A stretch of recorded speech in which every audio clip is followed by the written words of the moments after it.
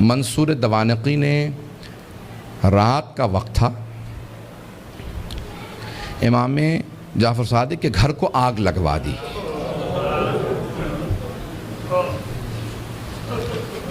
آج کل آپ نے دیکھا روشنیاں ہوتی ہیں، پانی کا نظام کچھ اور ہے۔ پرانے زمانے میں گھر میں کنواں ہوتا تھا، پانی نکالا جاتا تھا، چراغ ہاتھ میں ہوتے تھے۔ رات کا وقت تھا، امام کے گھر میں آگ لگا دی۔ امام کے جو خادم تھے نا، وہ فوراً آگ بجھانے لگے۔ میرے طرف دیکھیے گا، ایک جملہ کہہ دوں، اس کے بعد صرف 2-4 منٹ 5 منٹ زحمت دوں گا آپ کو مصائب کی۔ امام کے جتنے خادم تھے نا، وہ سب کے سب آگ بجھانے لگے۔ امام اپنے گھر سے باہر نکلے، گھر میں آگ تھی۔ باہر نکلنے کے بعد نہ جانے صحن میں کیا دیکھا، ایک دیوار سے ٹیک لگا کے بیٹھ گئے اور زاروں قطار رونا شروع کر دیا۔ امام روتے جاتے تھے، خادم آگ بجھا رہے تھے۔ ایک خادم رکا، فوراً دوڑتا ہوا امام کی بارگاہ میں آیا، کہا مولا کیا بات ہے، نہ آپ آگ بجھانے میں مدد کر رہے ہیں، نہ گھر سے باہر جا رہے ہیں، ایک طرف بیٹھ کے روتے چلے جا رہے ہیں، مولا کیا بات ہے، مجھے سمجھائیے کیوں اتنا رو رہے ہیں۔ کہا کہ مجھے شام غریبہ یاد آ گئی، مجھے شام غریبہ یاد آ گئی۔ کہا مولا اس وقت شام غریبہ کیوں یاد آئی ہے؟ مولا نے اپنے خادم کو مخاطب کر کے کہا، تو دیکھ رہا ہے میری بیٹیاں سر پہ برقعے سنبھالے، کبھی صحن میں اس طرف سے ادھر جاتی ہیں، کبھی ادھر سے ادھر جاتی ہیں، کتنی پریشان ہیں۔ جب میں نے اپنی بیٹیوں کو صحن میں دوڑتے دیکھا، مجھے میری پھپھیاں یاد آ گئیں۔ کہا مولا کیوں؟ کہا نہ میرے جد حسین سر پہ موجود تھے، نہ میرے چچا عباس موجود تھے، نہ علی اکبر سنبھالنے کے لیے تھے، نہ قاسم، اور سید سجاد میرے دادا بیمار پڑے تھے۔ جب خیموں میں آگ لگی، ہر بی بی تڑپنے لگی، کبھی اس خیمے سے اس خیمے میں، کبھی اس خیمے سے اس خیمے میں۔ کہا جب ایک مرتبہ سارے خیمے جل گئے، امام سجاد کے خیمے میں آئے، مولانا پیش کر چکے، میں شام غریبہ نہیں پڑھوں گا۔ کہا مجھے شام غریبہ یاد آ گئی۔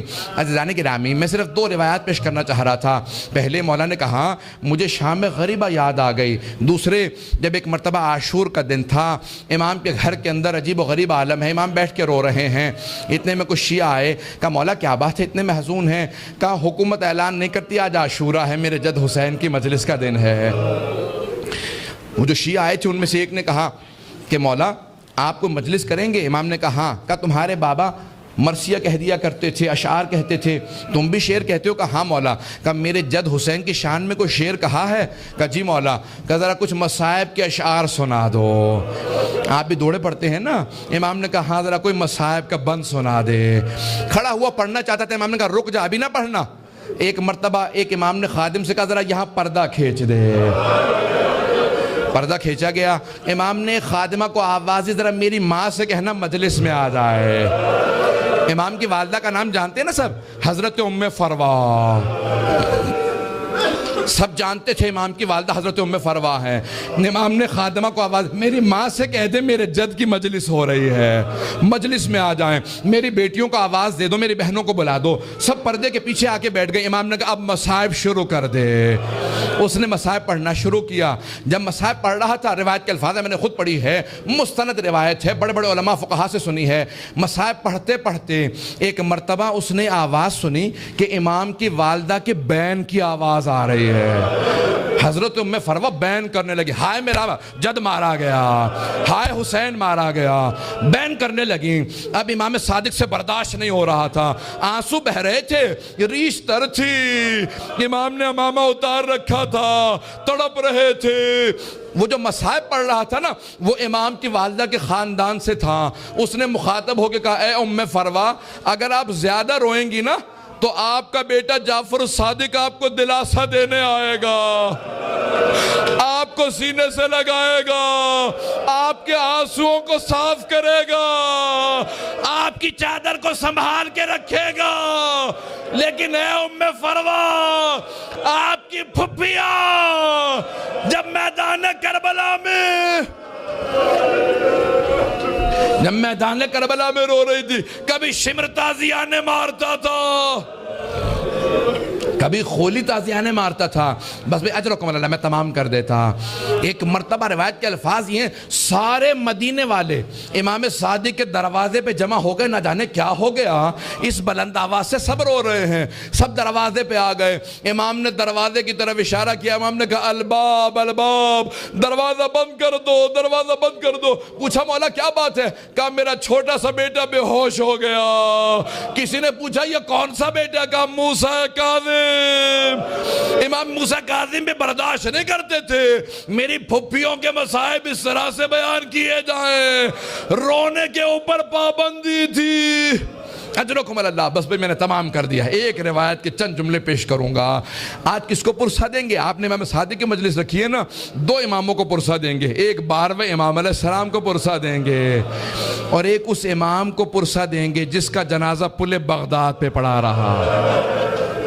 امام زمانہ کہتے ہیں میرا سلام و میرے جد موسیٰ کاظم پہ، کہ جس کا جنازہ اٹھانے کے لیے 4 مزدوروں کو پیسے دیے گئے، 4 مزدوروں نے پیسے لیے، جنازہ اٹھایا۔ کہا 5واں ان کے سامنے چلتا جاتا تھا اور نعرہ لگاتا جاتا تھا، ماتا امام الرفضہ، رافضیوں کا امام مر گیا۔ کہا جب پل بغداد میں دھوپ میں لاشا پڑا تھا، امام رضا پہنچے، کہا ہٹ جاؤ میرے غریب بابا کے لاشے پہ، میں مدینے سے آیا ہوں، آج ذرا مل کے کہیں گے اے مولا آپ کو پرسہ دینے آئے، کس کا؟ صادق آل محمد آپ کے بابا کا۔ پیش کروں؟ آخری جملے سن لیجئے بس بھئی۔ منصور دوانقی ملعون نے امام کو زہر بھیجوایا۔ کیسے دلوایا؟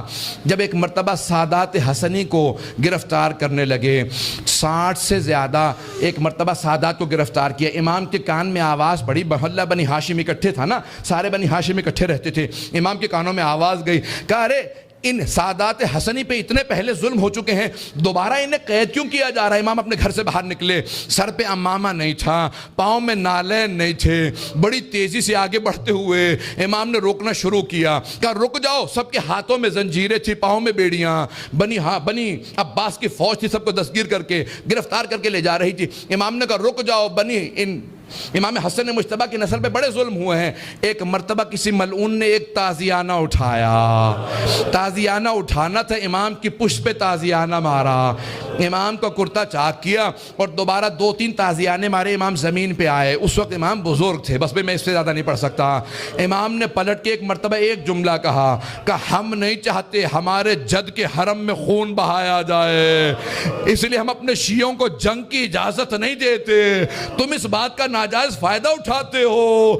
ایک مرتبہ کسی نے کسی تازیانے کے اندر زہر ملایا، بس امام کا جو زخم تھا اسی زخم کے اوپر تازیانہ لگا، امام نے آواز دی مجھے میرے گھر واپس لے جاؤ۔ ایک مرتبہ سارے بیٹوں نے اٹھایا، امام کو گھر لے گئے۔ اب میرے طرف دیکھیے گا، میں آخری جملہ پیش کر رہا ہوں، میں نے مصائب تمام کر دیا۔ مولا آپ کے بیٹے آپ کو اٹھا کے گھر لے آئے، ایک بیٹا بار بار رخسار پہ رخسار کو رکھتا تھا، بار بار کہتا تھا میرے بابا کو پانی پلا دو ذرا، مولا کربلا میں آ کے دیکھے۔ ایک 72 کے لاشیں اٹھا کے لانے والا بھوکا پیاسا ذوالجناح کی پشت سے زمین پہ آ رہا ہے۔ الا لعنت اللہ علی القوم الظالمین وسیعلم الذین ظلموا ای منقلب ینقلبون۔ بس وقت نہیں تھا کہ میں تفصیل سے پیش کرتا، ہاتھوں کو بلند کریں گے، 2 جملے دعا کے پیش کروں گا۔ پروردگارا، واسطہ امام جعفر صادق کے اس تابوت کا بڑی تعظیم سے اٹھایا گیا، ہزاروں کا مجمع تھا، سب کاندھا دینا چاہتے تھے، ہاتھوں پہ تابوت چل رہا تھا کہ ایک مرتبہ جنت البقیع تک پہنچا۔ امام موسیٰ کاظم علیہ السلام نے بڑی تعظیم سے شان و شوکت سے کہا ہٹ جاؤ، میرے دادا کے پہلو میں میرے بابا کی قبر کو تیار کرنا۔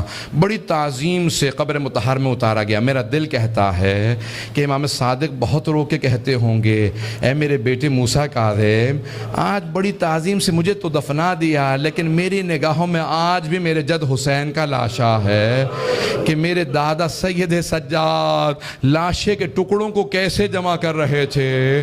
پروردگارہ، سید الشہداء کی عظمتوں کا واسطہ، امام صادق کی عظمتوں کا واسطہ، دنیا میں امام زمانہ کا ظہور میں تعجیل فرما، ظلم کا خاتمہ فرما، داعش کو طالبان کو غارت فرما، آل سعود کو آل یہود کو غارت فرما، مومنین کی حفاظت فرما۔ ربنا تقبل منا انک انت السمیع العلیم بحق محمد وآلہ الطیبین الطاہرین المعصومین۔